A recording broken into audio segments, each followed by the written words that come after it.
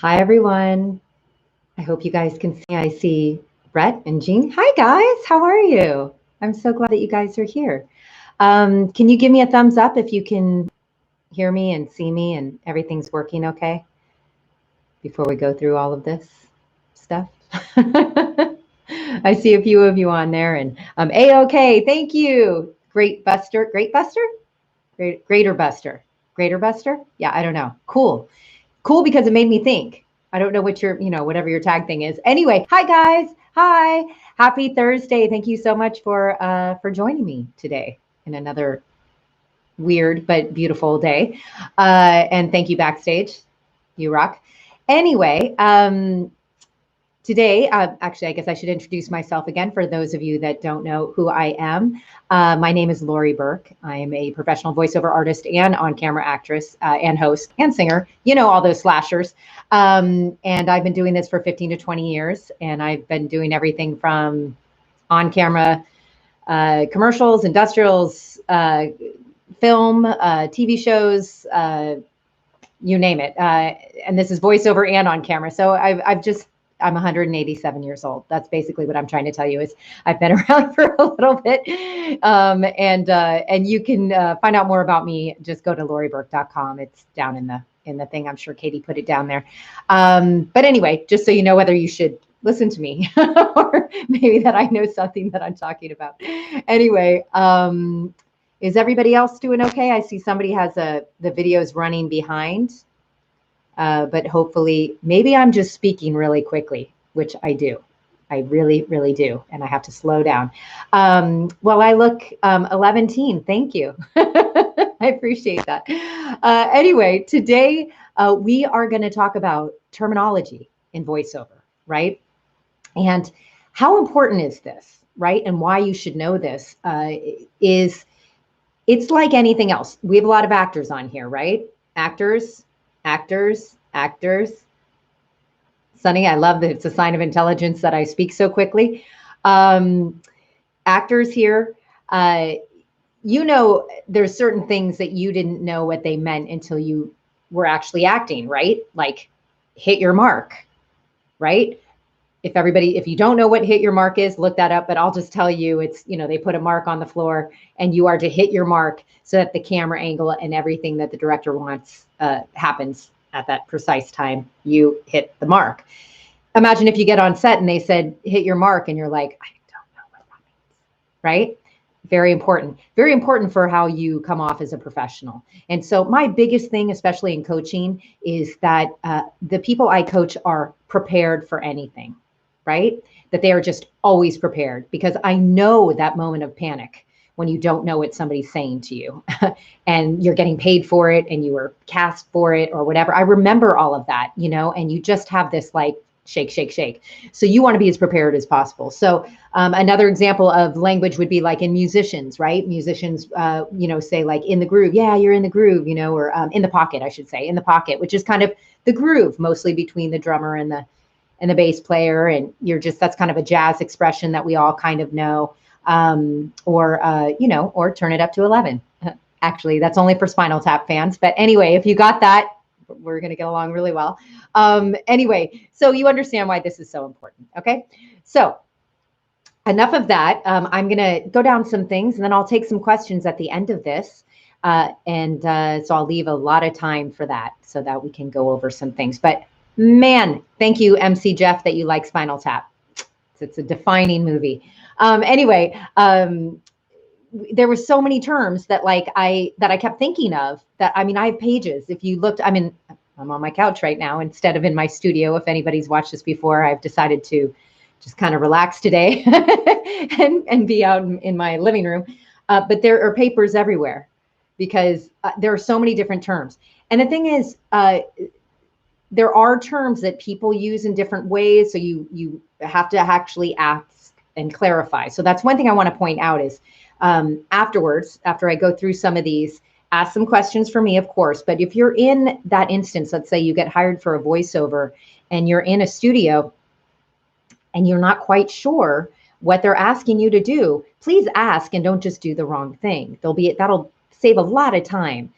for the studio engineer, for the director, for the ad agency, everybody involved. Just ask, I'm sorry. So what you wanted me to do is, or whatever it is, right? We all come from different places and we all have different terminology, but there are some things, some certain terms that you should know just going into this so that you seem, that you have studied, right? Which anybody that's watched me before knows how I feel about studying. Study, study, study, so that when you show up, you know exactly what you're supposed to do and whatever. So first of all, let's go over one thing. The first one would be copy, right? Most of you know what copy is, but you may not. Copy is script, right? If you're an actor, where's your script? Voiceover, it's copy. Pretty easy. The thing that you read, okay? That's copy. Which comes to read, okay? Yes, reading is also a verb, but a good read, I would say, if somebody reads a voiceover for me, or, what type of read would you like? We use that as kind of also, that was a good read. Oh, that was a great commercial read. That was wonderful. Okay, so that's just you reading the copy, and usually there's an adjective around it. Somebody's, saying, something about the read. Okay. Another thing is when you're in the studio, there's a lot of terms like pace. Can you quicken the pace? Kind of quicken it, slow it down, speed it up. Tempo is another word that they use for that. They use that as musicians too. I know I have a lot of musicians that are watching this. And so that's also, can we pick up the tempo? Can we slow it down? Can we, can you amp it up a little bit? Sometimes I'll say things like that. Also, hey, you're going to have a session. Yeah, it's a session. Your session time is da da da da da. That's like your the time that you're in the studio, the time that you're recording. Some of these might be obvious to some, but remember there's some that they're not obvious to at all. So another really big one is 3 in a row. They'll say, can you do 3 in a row? This can really trip you up, and I'll tell you why. I know a lot of people think they know what that means and they don't deliver in voiceover, particularly. I was doing I know I was selling salmon. I know it was a commercial for a grocery store. I don't know what the grocery store was, but it was some really good salmon. And the engineer said, can you do 3 in a row? And I said, okay. And I did 3 in a row.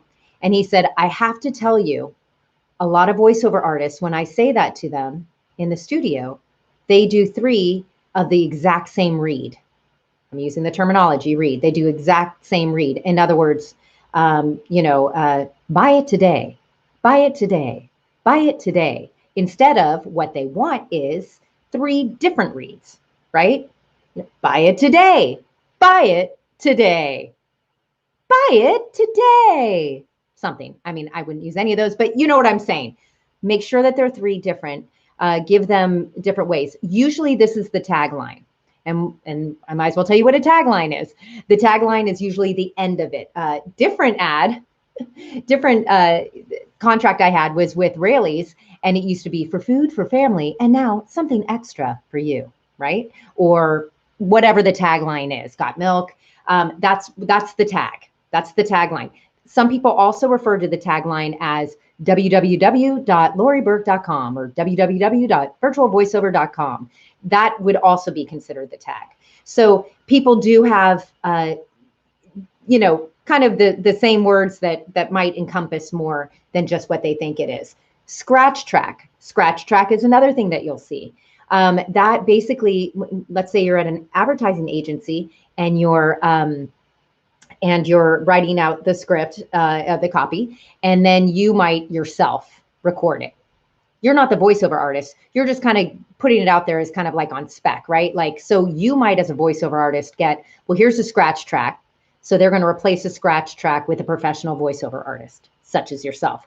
Doesn't that tell you right there why it's important to be a voiceover artist and what the difference is? Not everybody can do it. You need to know how to do it and deliver a very, very good copy and a very good read. Okay, so right there, you can see that there is a lot to it to being a voiceover artist. In case you're in doubt at all, which I don't think you are, otherwise you wouldn't be watching this, right? Okay, so another one would be pickup. What's a pickup? Well, a pickup is when, let's say I said a line and I said, today is a beautiful Thursday morning. And actually it's not morning, but let's just say, The pickup might be, oh, that sounded great, Laurie. Can you pick up just Thursday morning? And I'll say, Thursday morning, Thursday morning, Thursday morning, or whatever. Usually they would do the whole sentence. So let's say that particular sentence was, I'm so happy to be here. Today is a beautiful Thursday morning. They might say, great, can you pick up today is a beautiful Thursday morning? I don't want you to get in your head like you did something wrong. Sometimes they just want an alternate. They're not quite sure how they want that portion of the script to be read. Sometimes the recording didn't come out. Maybe something happened on the in the microphone. In other words, like it bled, and that's another one. Bleeding. So like a bleed would be like if you're wearing your headphones, and let's say something is coming through your headphones and it's bleeding into the mic. So the mic is picking up what's coming into your headphones. That's a bleed. Okay, which brings us into another one. Your headphones, cans. You can call them cans, right? That's just an expression that we use. But also what I use a lot is, it's in the can. I always say the best thing you ever hear is like, yep, we got one in the can. Basically, that means we got one that's good. We have one that's good already. Let's just keep going and playing with it. And that's usually, I find that's when people, voiceover artists or actors, loosen up a little bit more. They already know they got, at least for me, I know personally, I already got one that's passable or that they like somewhat. Now we're just playing, right? So the one in the can, one in the can. What I think that started from actually was the film. If you remember, they used to have film in canisters. If you've ever seen the old kind of movies, and I think they used to have, it's printed, it's in the can. So anyway, I use that a lot. Another thing that we could say along those lines would be, okay, let's just take one for safety. You actors know what that means. That means that we've got a good shot. We have it all dialed in. We just want one in case something goes wrong with that one. I don't know, something weird, right? Again, it could be something that has nothing to do with you. It could be something like the levels are off. So now let me tell you what levels are. When you first get into a studio, the engineer will say, okay, Laurie, or insert your name. We're going to take your levels, right? So they want to hear the loudness and the softness of your voice. And typically they would have you, read the script is what they want you to do, is read what you're going to read, right? It's like if you're taking a sound check and you're a singer. I know there's other singers out there. A lot of times you want to sing, obviously maybe one of the songs where you would belt the loudest on or something like. They can tell, the sound guy can tell through the system, so you don't totally, go in the red. If any of these seem confusing, I've got a lot of videos. Just go to virtualvoiceover.com. No, I'm sorry, on my YouTube channel, I think. And maybe that'll explain a little bit, because I've done other videos on other parts of this, okay? So anyway, so that's one thing to note. Another thing would be a plosive, right? A plosive. You guys have heard me talk about pop filters, right? Which is on a microphone, that little screen that's in front that, looks like nylon. Sometimes it is nylon. And that's for your consonants. So for a P, let's say. So the P has a lot of breath that comes through. It's a plosive. And it just sounds like it. When you say that word, it seems like a perfect word for what it is. There's also a sibilant S, which is, you'll hear that a lot too. And that's an S that kind of draws out a little bit, right? And there's certain things in the studio, technical things that they can use to soften that, like a de-esser, they call it, okay? So that's a little bit of that. Usually when you get in, they go, okay, rolling, just like on a set. They would say, rolling, right? And that's it. Or go anytime. They seem to be doing that a lot now. Go anytime, which is so much more relaxing than 1, 2. That's in TV for hosting and things like that. And then you're just like, okay, I'm on, So, but now they just go rolling. A lot of times they do that. Okay. So obviously, or maybe not so obviously, there's take, take after take after take. Well, which take did you like the best? The second take. Which take did you like the best? The third take. Can you mix the first part of the second take with the end part of the third take? That happens a lot, right? So the take is the recording of the commercial or whatever it is that you're recording, the little part of it. Music bed, you've heard me talk about this when I talk about demos, voiceover demos. Music bed would be the music underneath the voiceover, right? So music beds are really important. It's really important because it sets the tone, I find, even more than the voice even, of the commercial or whatever it is you're recording. As a matter of fact, I know for my clients, a lot of people, when they come to me for voiceover, for a job, I say, can you send me the music? You know, if you have the music already done, that'd be great. Because then it's a different kind of read, right? Like I just did one for a studio and it was like really cool. And so kind of jazzy. And I was like, all right, I got the voice now. You know, it changes the whole read of it. And that all goes into the mix, the final mix, right? Which is the sound, the voiceover, the music. We've got everything dialed in. Okay. So some other things to look for when you're looking at, like, let's say jobs, and I did make other videos, of course, on the different types of voiceover that you can do. So you might want to watch that again. Go to my website or YouTube or whatever, or here, and you can see it. Obviously, dubbing would be usually you're doing it over a different language, right? You're doing voiceover for a different language than what it was shot in. Looping, which is, you know, actors that are on sets that they usually are silent in the background, like say a restaurant scene. Looping would be where they would probably, or they do, not probably, they bring a bunch of people in and actors, and they kind of do these background talking things, like a loop group. I've been in loop groups as well. So like for NCIS, we would go and do, let's say it's a scene that's outside, it was in New Orleans. So people are walking back and forth in front of a restaurant in New Orleans. Well, we're the people, right? Or it's a crowded restaurant. So, you know, you just ad lib and you make up things, and it's super fun, by the way. IVR, interactive voice response. You're going to see that a lot.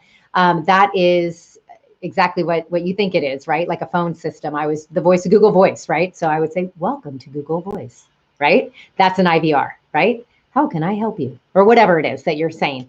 That is IVR. People ask me these questions too, so I really hope that this helps. ADR is automated dialogue replacement. That is replacing your own, usually your own performance, let's say, in a piece, right? So ADR would be, God, Laurie, we shot that, but there was so much wind, you know, because it was an outdoor shot, that you need to come in and ADR it. We need to redo that sound. Yeah, I think I want to give a lot of time for some questions. So I'm going to start reading them now and go ahead and, oh, this is good, Justin. This is really helpful. Thank you. Go ahead and ask, and I'll see if I can help you. Yeah. Ask for the music bed makes perfect sense. Yeah, Sony, you know what? It really, I do that. Now this is, let me say this. I have a good relationship with this client. You know, I've had these clients, a lot of clients I've worked with for many years. So lucky. That was me knocking on wood. It's anything that'll help, right? I always say, go ahead and ask, you know, anything that'll help bring their vision, you know. So you're the voiceover artist. It's your job to tell the story. Like I said, right? You got to speak the language to tell the story. So I find that the music really helped me, especially when it's for a music studio, right? So anyway, and that's Hyde Street Studios in San Francisco, by the way. They're amazing, Hyde Street. Okay, let's see. Is in the website, don't know that website. Somebody asked me about a hit record. I don't know that website, so I'm sorry I can't speak to that. What are you using right now for recording yourself? Camera, phone, and for lighting? Oh my gosh, thanks. This is the first time I'm using this. I have a Logitech camera. I will put that on my YouTube. How's that? I will put that in, I'll put that on one of my videos, or all of my videos on YouTube. I'll put what I'm using here. If you think it looks good. I don't know. I'm usually in my studio, so I don't usually have this much room, but today I did. So it's a pretty good little webcam thing that I'm using. So let's see, if your character is at the club, do you audition with your voice elevated like you would be in the club? Courtney, that's a great question. I would. However, I would not peek out. You know, I wouldn't put it, you know, when you're recording and you could see the levels again, don't go in the red. So if it's at a club, you can speak like you're speaking louder and not really use your voice like that, right? Like, hey guys, how you doing? I'm not really yelling there, right? I'm just having that same feeling and attitude in it. I hope that makes sense. You just don't want to go, you don't want to peak it. You don't want to go into the red when you are recording. And I assume you're talking about an audition or for a gig. How do you keep confident in an audition process? Oh my God, I should do a whole video on that. I should do a whole video on that, and maybe I will. Because I do read over these, by the way, you guys. So if I didn't see your question, I will address it or do it on another video coming up. Okay. So thank you. Please ask away. The confidence that I get and the confidence that has really carried me through has been studying. The fact that and that's why, I became a coach. It's like, I so believe in that. I was a decent actor and decent voiceover, but when I studied it more and more, and especially voiceover too, I studied as well, and continued to learn. You're never going to stop learning. It makes me a better voiceover actor and actress, on-camera actress. And I think, and theater actor, I think I studied it.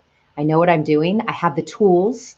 I have things to fall back on. In my system, the way I teach, I'm very much like that. This is my one thing, is that so everybody is confident when they go in or they audition for a read. They know they have a blueprint of exactly what they're supposed to do.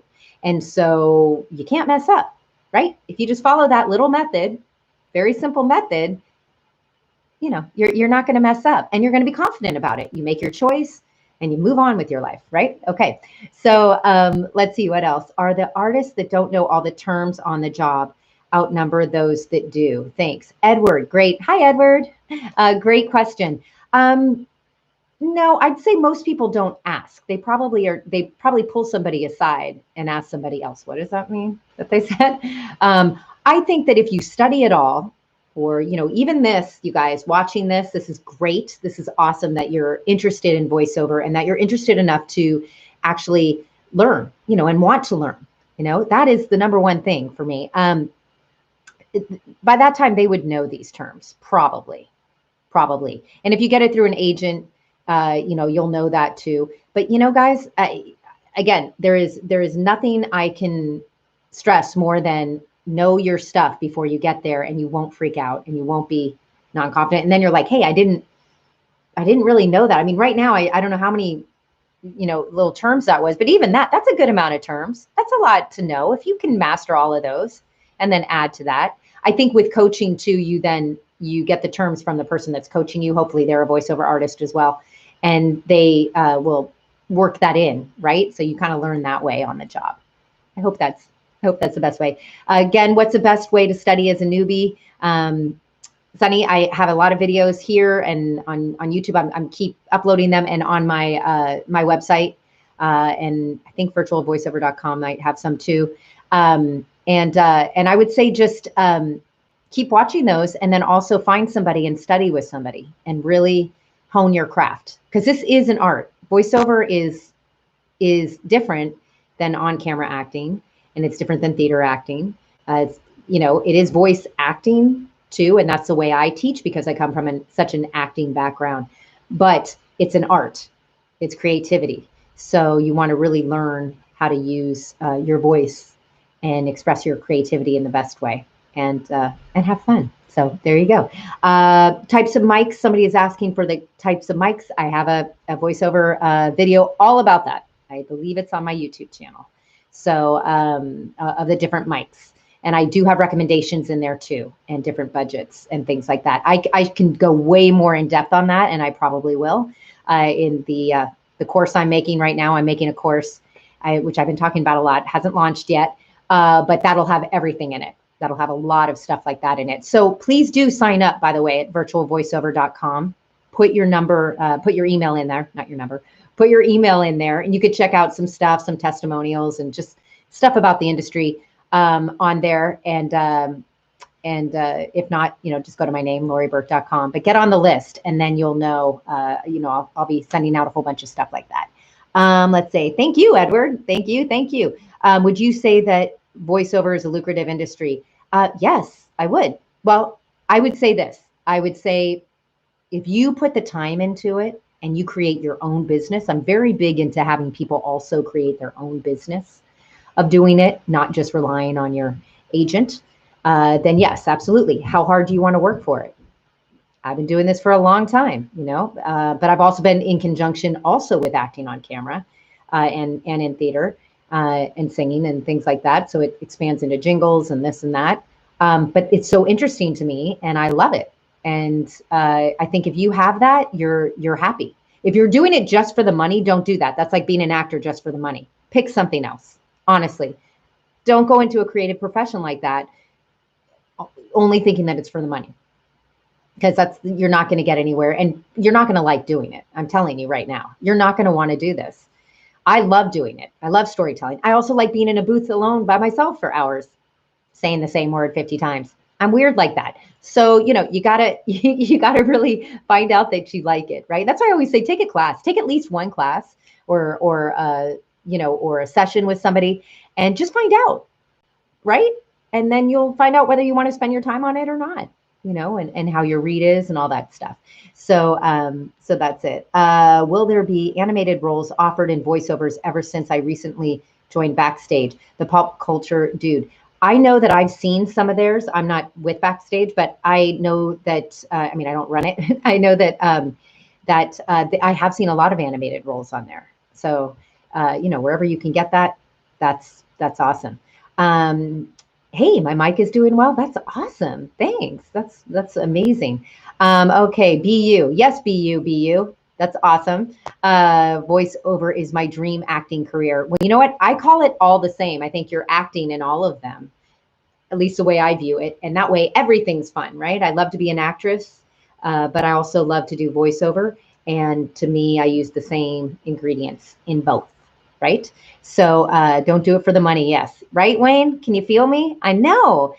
People are like, oh, I just want to, a lot of times people would come to me and they would write me out of the blue. I get emails all the time, but, and they would say, I just was told I have a good voice, which is great. And I say, okay, have you studied or do you want to study? Have you read a book? Have you done, whatever? And read a book, study. Why would I do that? They just want to read in their pajamas, right? And, sometimes I do read in my pajamas and I work, but it's a business, guys. It's a career. For me, it's a career. So it's not just reading something. That's if everybody did that, the commercials would never go anywhere. Nobody would listen. They'd be a lot of commercials you hear, not a lot, most of them are really good and a lot of great voiceover artists out there. But, you can hear when at least I can hear when it's a voiceover artist that I'm like, what did they just say? Like, I don't even remember what that was about. That's not a good delivery. It wasn't a good direction. Who knows what it is, but they don't, I think you have to study and know what you want to do and how you want to do it. Could you go over proper slating technique? Oh, Brett. Hi, Brett. Thanks, Laurie. This is extremely helpful. Could you go over proper slating technique, please? Slating, I'm assuming you're saying for voiceover. I'm assuming it's voiceover. So one thing I've said before is anytime you say your name, and this is also in person, say it like it's the truth. And what I mean by that is it's not, hi, I'm Laurie Burke. It's Laurie Burke, right? I landed it. Otherwise, I don't know, are you Laurie Burke? That the uncertainty in that right off the bat. So when you're slating your voiceover, which I believe is what you're asking for, but this also is on camera, guys. I was in casting. When you're coming in and you're saying, you're slating, land that, okay? Because it shows confidence in who you are right off the bat. This is why words and inflections, which I know you already know what inflections are so important. That's why voiceover is so important, right? It's how you say something. So when I slate, I would say Laurie Burke and then go into it. Now, if you have an audition from an agent, let's say, you go by how they want you to slate. Sometimes you slate the city that you're in. They're kind of moving it against that. Sometimes they want you to slate what your setup is. Actually, that's usually not on a slate. You just include that. Like if you have Source Connect or iStand or whatever it is, and what your microphone is. Now more than ever, they're asking what your studio setup is. But they might say, where are you based, right? So go by whatever the agent says. Okay, but if not, I just say my name, and then you go into it. And I would use that. Yeah, that's all. I was going to say more, but suggestions on creating a VO reel. Taylor. Yes, I did another video on that too. So I suggest, obviously, things are opening up now. If you can get into a studio, that's the way you want to do it. That is a huge, huge undertaking to do your VO reel. Unless you're incredibly savvy. I do have a couple students that are just blow me away, man. I mean, they already have like an isolation booth, and they, they're already professional, right? And they're doing their own reels, and I've heard them, and they're great, but they know how to use a music bed and all this stuff. I mean, you've got to be a really well-skilled person to do that. I say do it with a director, meaning like whoever you studied with would be great. To do it yourself, if you don't have any copy that you've already done or commercials that you've already done, you're not really putting your best forward. And that's what we want. It's just like your headshot and resume, right? Your reel is so important. That is what they listen to, and they go, yeah, I like that voice. I'd like to hear more of that voice, or whatever it is. So I say that's, invest in your training first, right? Training first so that you know what you're doing. Get into a studio with your teacher and get that produced, like, so that it's primo. Okay. All right. I hope that's okay. Oh, Backstage just put something, put a thing that I did for voiceover reels. I think I did for them. Anyway, you can find all this stuff everywhere. I think everywhere. But I'm going to have more coming out. You guys, I'll take a couple more questions. But again, please get on one of my sites, because at the end of all of this, I'm never able to answer all the questions, but I do read them. And so I'm developing this course and classes and all this stuff that I want to share with everyone, because they're like, hey, I want to learn more. I want to do this and make it affordable. I'm teaching one-on-one right now, but only a few one-on-one. You can sign up for that if there's any spaces, but there's usually not a lot because I'm so concentrated on this course. And so go to virtualvoiceover.com or laurieburke.com, and I will get back to you, and I will email you. And when this launches, which should be in the next month or two, and hopefully I'll answer all your questions. And so that hopefully it'll bring a lot more information to people that really want it. So I hope so, because I love what I do, and I hope you do too. Okay, let's see if there's anything else. Oh, Tracy, thank you. You are so great. Thank you. Well, thank you, Tracy. Thank you for watching, and thank you for that. And Christy, thank you for signing up for emails on my website. I really appreciate it. Definitely going to subscribe. I love that. Thank you. And bear with me, because it's for whatever reason, it's taken me a long time to make these courses, but I will, so that I can share this all with everyone. And again, I'm going to answer one more on here, and then I'm going to go. But I believe I'm going to be here again in a couple more Thursdays. Acting to voiceover is so different. I assume the voiceover read must incorporate all of the nuances of facial expressions and body language in your voice. That's a good point. Sorry, the name just went up. I think it was Jean, I'm not sure. But absolutely, acting and voiceover are different. And I have told the story in other videos about my friend who is just a fabulous actor. And he is a stage actor, commercial actor, TV actor, film, everything. And he just couldn't, and he had a voice like Darth Vader, right? Like James Earl Jones. And he's like, I'm not booking. I don't know why I'm not booking. I'm like, I don't know why you're not either. So then we talked a little bit, and he studied with me a little bit. And now he does all the voices for a character that's in Star Wars. So that's pretty cool. I'm not saying that's all because of me. That was him. I might have put a few things. Hopefully I helped him a lot. I think basically what I noticed about him is it was a block in his head, that he just couldn't get over. So we worked a lot about how to get over these differences of on-camera acting or theater camera acting and voiceover. And it is a real deal. It is a real deal. It is a lot different. So we have just our voice to work with it, right? Then again, that's great. We have just our voice to work with it and tell the story. So anyway, I hope that makes sense. And again, I think I'm going to be here, in not next Thursday, but the Thursday after that. If you guys want to join me, that would be great. And again, sign up and I'll send you some stuff. I'm getting on it now.